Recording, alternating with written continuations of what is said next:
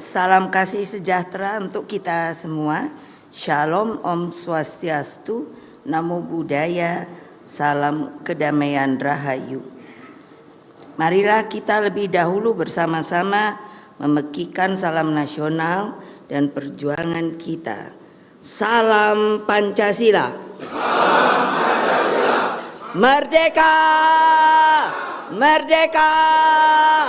Merdeka! Alhamdulillah, saudara-saudara, seluruh rakyat Indonesia yang saya cintai dan banggakan dimanapun kalian berada. Seluruh simpati anggota dan kader partai, khususnya yang berada di akar rumput partai.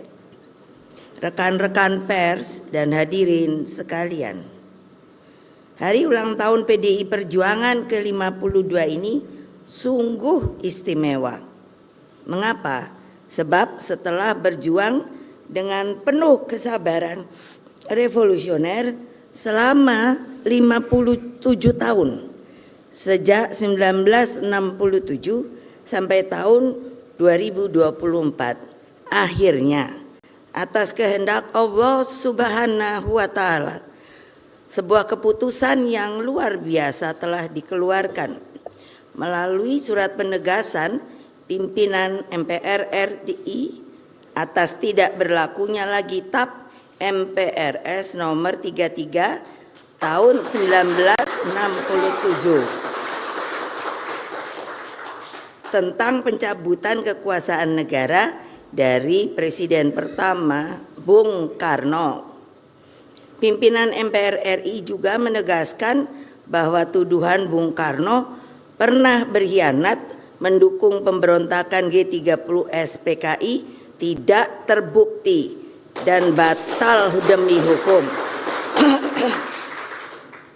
Karena tidak pernah ada proses hukum apapun yang dilaksanakan untuk membuktikan tuduhan tersebut hingga Bung Karno wafat tanggal 21 Juni 1970. Lama ya. Untung keluarga itu sabar.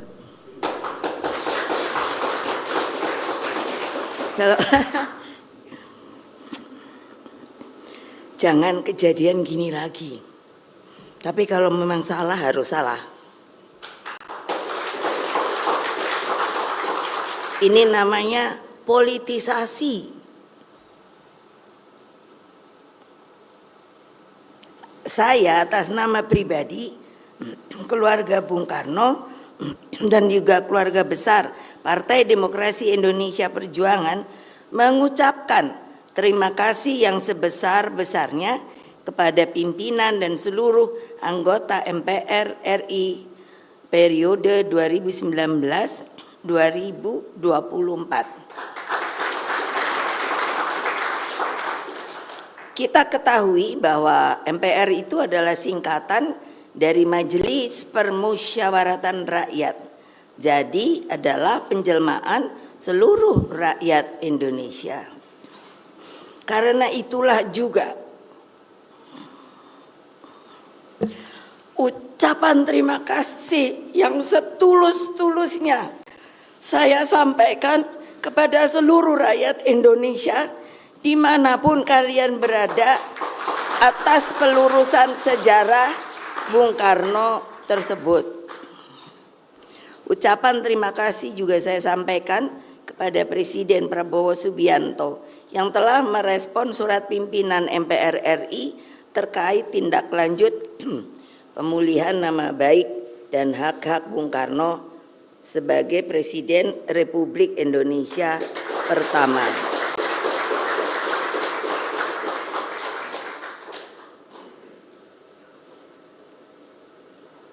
Kalau dipikir Bung Karno itu tahan banting ya. Lah iyalah.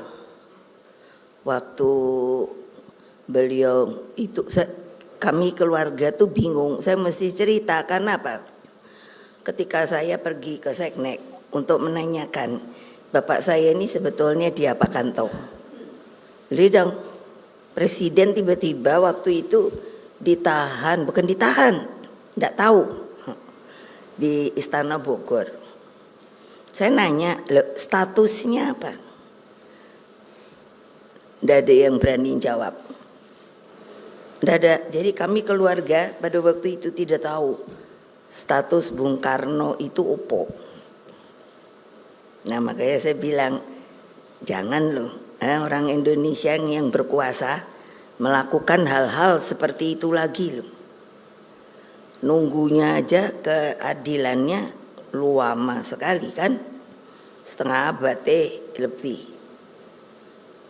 Nah, kebijakan pimpinan MPR dan Presiden Prabowo tersebut harus menjadi momentum rekonsiliasi nasional. Berkaitan dengan hal tersebut, kami, keluarga besar Bung Karno, melalui pidato kakak saya, Guntur Soekarno Putra, tanggal 9 September 2024 di gedung MPR RI, menegaskan bahwa pihak keluarga Bung Karno telah memaafkan atas segala perlakuan yang pernah dilakukan terhadap diri pribadi Bung Karno pada masa itu. Yang terpenting bagi keluarga dan para kaum patriotik pencinta Bung Karno adalah rehabilitasi nama baik Bung Karno sebagai seorang proklamator bangsa, penggali Pancasila, dan Bapak Bangsa Indonesia.